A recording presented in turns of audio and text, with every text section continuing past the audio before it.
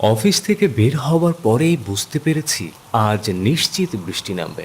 আর হলোও তাই। বসের জন্য এই রাতের বেলা এখন আমাকে বৃষ্টিতে ভিজে বাড়িতে ফিরতে হচ্ছে। এই লোকটার শুধু কাজ আর কাজ। কিন্তু এত কাজ যারা করে তাদের কথা একটুও ভাবে না। অভাবের সংসার, চাইলেই তো আর চাকরিটা ছাড়তে পারি না। বাড়িতে অসুস্থ বাবার ওষুধ কেনা, নিজের পকেট খরচ, প্রতি মাসে বাজার খরচ, সব মিলিয়ে অনেক টাকার প্রয়োজন। বেতন হাতে পাওয়ার আগেই হিসেব করে ফেলি কোথায় কত টাকা খরচ করতে হবে।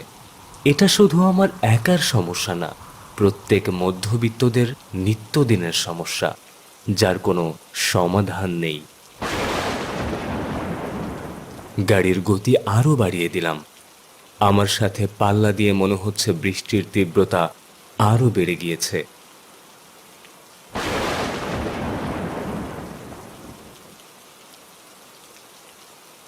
অবশেষে বাড়ি ফিরলাম। একদম কাক ভেজা হয়ে গিয়েছি। এই রাত করে ভিজে এসেছিস? জ্বর বাঁধিয়ে বসবি তো বাবা। কোথাও একটু দাঁড়ালেই তো পারতি। কি করব বাবা, অফিস শেষ করলাম লেট করে, সাথে তোমার ঔষধ নিয়ে ফিরতে ফিরতে একটু দেরি হয়ে গেল। আমার সময় এমনিতেই শেষ বাবা। আমার জন্য নিজের ক্ষতি করিস না। আহ বাবা, তোমাকে কতদিন বললাম আমার সামনে একদম মরার কথা বলবে না। আচ্ছা আর বলবো না, রাগ করিস না। শোন, তোর একটা চিঠি আছে, বিকেলে পিয়ন এসে দিয়ে গেল। কে পাঠিয়েছে? সেটা তো বলতে পারবো না। আচ্ছা, আগে ফ্রেশ হয়ে খেয়ে নেই, তারপর না হয় দেখবো কে পাঠিয়েছে।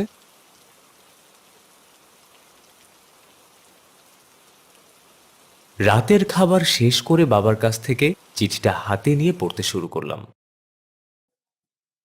আমি তোর বন্ধু বিষ্ণয়। অনেকদিন তোর সাথে কোনো যোগাযোগ নেই।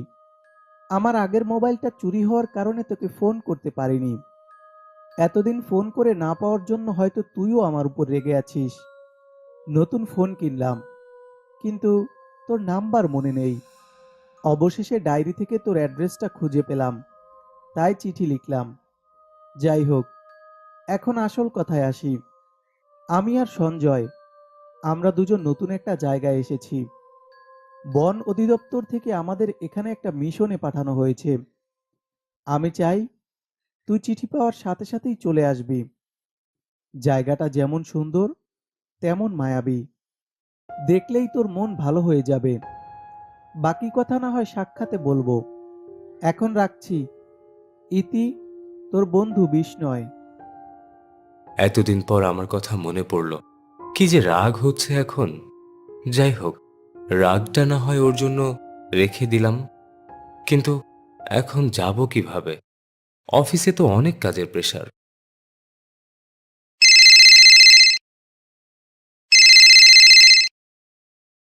ওরে বাবা, বসের ফোন! নিশ্চয়ই আজকে যে প্রজেক্টের ফাইলটা রেডি করেছি সেটার কোনো গন্ডগোল হয়েছে। Hello boss. এই ব্যাপার, এখনো ঘুমাওনি? এই তো এখনই শুয়ে পড়বো। সমস্যা নেই, এখন নিশ্চিন্তে ঘুমোতে পারবে। এই রে, চাকরিটা মনে হয় চলেই গেল। কি হলো, চুপ করে আছো কেন? আরে তোমার জন্য গুড নিউজ আছে। কিসের গুড নিউজ বস? আজকে যে প্রজেক্টের ফাইলটা রেডি করেছো সেটা ক্লায়েন্টের খুব পছন্দ হয়েছে। আমরা কাজটা পেয়ে গেছি। সেই খুশিতে তোমাকে 3 দিন ছুটি দিলাম। শরীর আর মনটাকে ফ্রেশ করে এরপর কাজে জয়েন করবে। এমন একটা খুশির খবর শুনে আমি ভীষণ খুশি হলাম। যাক, একসাথে দুটো খুশির খবর আসলো। এই 3 দিন তাহলে আমি বিষ্ণয়ের ওখান থেকেই ঘুরে আসি। দেখাও হবে, সাথে বেড়ানোও হবে। পরদিন সকালে বাইকটা নিয়ে বেরিয়ে পড়লাম।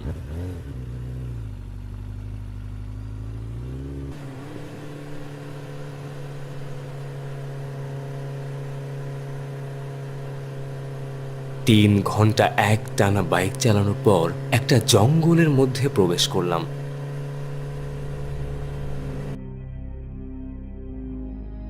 যতদূর চোখ যায় শুধু জঙ্গল আর জঙ্গল। ভুল রাস্তায় চলে আসলাম নাকি? কিন্তু গুগল ম্যাপ তো এদিকেই দেখাচ্ছে। এমন একটা নির্জন বনের মধ্যে ওরা দুজন কেন আসলো সেটাই তো বুঝতে পারছি না। কিছু দূর যাওয়ার পরেই দেখলাম একটা বিশাল গাছ রাস্তার মাঝখানে ঠিক আড়াআড়ি ভাবে পড়ে আছে। এখন কি হবে? এত বড় গাছ তো আমি একা সরাতেও পারবো না। গাছটা দেখে মনে হচ্ছে এটা কেউ ইচ্ছে করেই এখানে রেখেছে।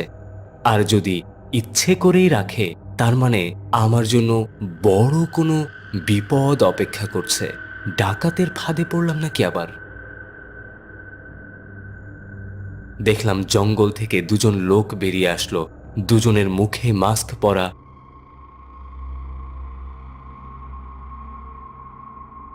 তাহলে তুই সেই অফিসার যাকে পাঠানো হয়েছে আমাদের ধরার জন্য? না না না, আপনারা ভুল বুঝছেন। আমি কোনো অফিসার না, আমি এখানে বেড়াতে এসেছি। আমাদের বোকা পেয়েছিস? এইদিকে বন বিভাগের অফিস ছাড়া আর কিছুই নেই। তার মানে তুই সেই অফিসার। এই, ওকে ধরে ফেল। বেটাকে উচিত শিক্ষা দিতে হবে।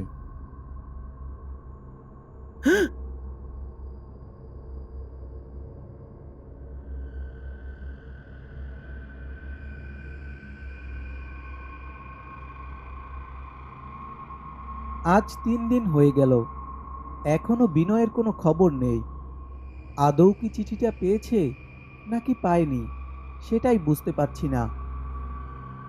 দেখ, অফিসের কোনো কাজে হয়তো অনেক ব্যস্ত, আর নয়তো আমাদের ওপর অনেক রেগে আছে, তাই আসেনি।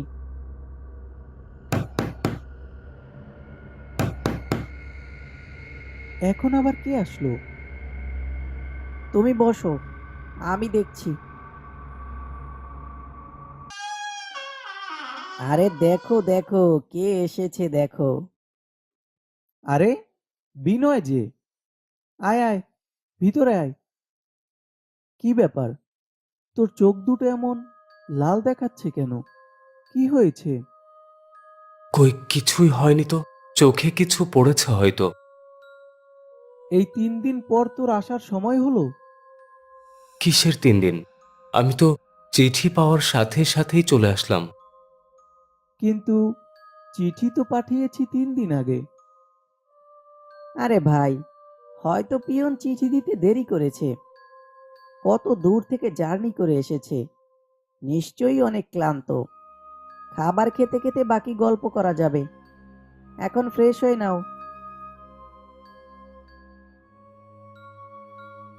তুই একটা জিনিস খেয়াল করেছিস? কোন জিনিস? বিনয়ের চোখগুলো কিন্তু অনেক লাল দেখাচ্ছিল। ও কি অসুস্থ নাকি অন্য কোনো কাহিনী আছে? আরে অনেকটা পথ জার্নি করে এসেছে, তাই হয়তো চেহারা এমন বিবর্ণ দেখাচ্ছে।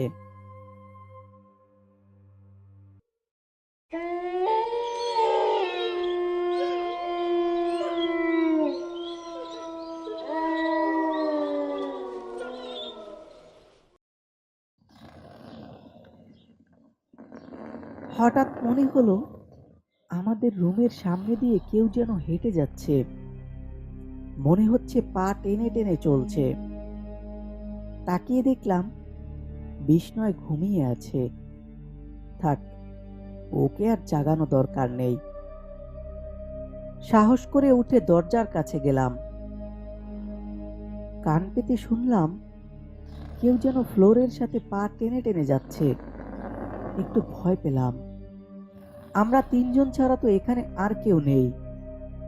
আমরা দুজন এক রুমেই আছি, বাকি থাকলো বিনয়। কিন্তু ওর তো এমন করে হাঁটার কথা না। তাহলে কে হাঁটছে এমন করে? দরজা খুলে সামনে তাকাতেই দেখলাম আমার থেকে একটু দূরে বিনয় দাঁড়িয়ে আছে। অনেকটা অবাক হলাম, সাথে অনেক ভয়ও পেলাম। এত রাতে বিনয় এখানে কি করছে? এই বিনয়, কি হয়েছে তোর? এত রাতে বাইরে কি করছিস?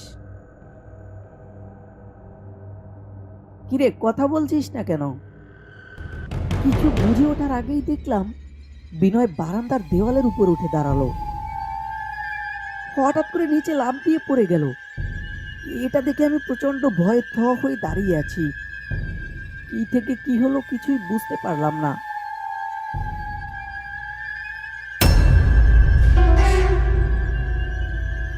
আহ! জ্ঞান ফিরতেই ওকে সবকিছু খুলে বললাম। দুজনে বিনয়ের রুমে গিয়েও তাকে খুঁজে পেলাম না। আর দেরি না করেই বিনয়ের বাবাকে একটা চিঠি লিখলাম, দ্রুত এখানে আসার জন্য।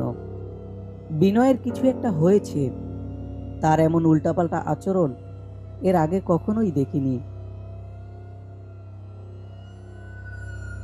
বিকেলে বিনয়ের বাবা আসলেন, তাকে সব ঘটনা খুলে বললাম। আচ্ছা, সত্যি করে বলো তো, তোমরা কি আসলেই বিনয়কে দেখেছো? হ্যাঁ আঙ্কেল, ওটা ওটা বিনয়ই ছিল। এই সামান্য কয়দিনে কি আমরা ওর চেহারা ভুলতে পারি? তোমাদের যে বড় কোনো ক্ষতি হয়নি এটা ভেবেই আমি অবাক হচ্ছি। মানে, ক্ষতি হবে কেন? বিনয় মারা গেছে আরো 3 দিন আগেই। মানে কি? আপনি কি আপনি কি বুঝতে পারছেন আপনি কি বলছেন? আজ থেকে আরো 3 দিন আগে তোমাদের চিঠি পেয়ে সেদিনই ও বাড়ি থেকে তার বাইক নিয়ে বেরিয়ে পড়ে। কিন্তু তোমাদের এখানে আসার পথেই ঘন জঙ্গলে হিংস্র প্রাণের আক্রমণেই আমার ছেলেটা মারা যায়। পুলিশ আমাকে এটাই জানিয়েছে। আমার মনে হচ্ছে এখানে অন্য কোনো কাহিনী আছে। তার মৃতদেহ পাওয়া যায়নি, শুধু তার পরনের ছেঁড়া রক্তমাখা কাপড় পাওয়া গেছে। তোমাদের কোনো ঠিকানা বা ফোন নাম্বার না থাকার কারণে আমি তোমাদের জানাতে পারিনি। তাহলে আমাদের সাথে যে ছিল সে কে? এটা শুনে তো আমিও অবাক হচ্ছি। বিনয় এখানে আসবে কিভাবে?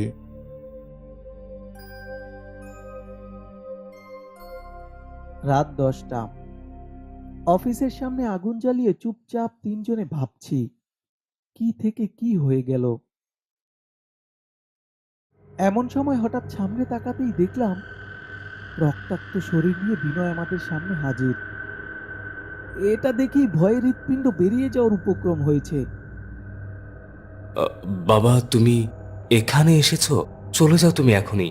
আজ আমি আমার মৃত্যুর প্রতিশোধ নিয়েছি, এখন আমার বিদায়ের পালা। তুই কি তুই কি সত্যিই বেঁচে নেই? না রে, আমি সত্যিই তোদের মাঝে নেই। সেদিন তোদের এখানে আসার পথে আমাকে বন বিভাগের অফিসার ভেবে নির্মমভাবে হত্যা করে। এত করে আমি বললাম আমি বন বিভাগের অফিসার না, কিন্তু তারা আমার কোনো কথাই শুনল না। তোদের পরিবর্তে আমাকেই মেরে ফেলল। এতদিন পর যখন জানতে পারে আমি সত্যিই কোনো অফিসার না, বরং তোদের বন্ধু, তখন ওরা খারাপ জিনের মাধ্যমে আমার লাশ ব্যবহার করে কালো জাদু করে তোদের কাছে পাঠাই।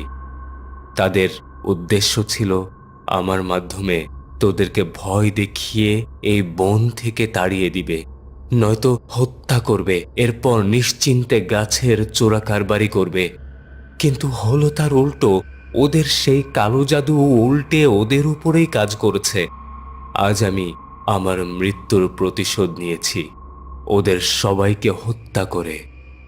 কিন্তু আমার আত্মা এখনো বন্দী, একটা কালো ছায়ার গণ্ডিতে আটকে আছি। আমার অনেক কষ্ট হচ্ছে, যদি পারো আমার আত্মার মুক্তির ব্যবস্থা করো। কিভাবে তোর আত্মাকে মুক্ত করব? জঙ্গলের মাঝ বরাবর একটা বড় বট গাছ আছে, সেখানে আমার লাশ পড়ে আছে। যদি পারো আমার শেষকৃত্যের কাজগুলো সম্পন্ন করো, তাহলেই আমার আত্মা মুক্তি পাবে।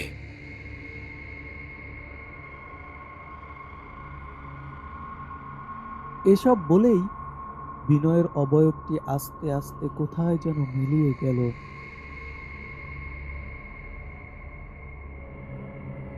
2 দিন খোঁজাখুঁজির পর আমরা বিনয়ের মৃতদেহ খুঁজে পাই। শরীরের অর্ধেকটাই পচে গিয়েছে। পাশেই পড়ে আছে সেই বাইকটি। বিনয়ের কথা মতো তার আত্মার মুক্তির ব্যবস্থা করলাম। সেই সাথে চিরতরে হারিয়ে ফেললাম প্রিয় বন্ধুকে।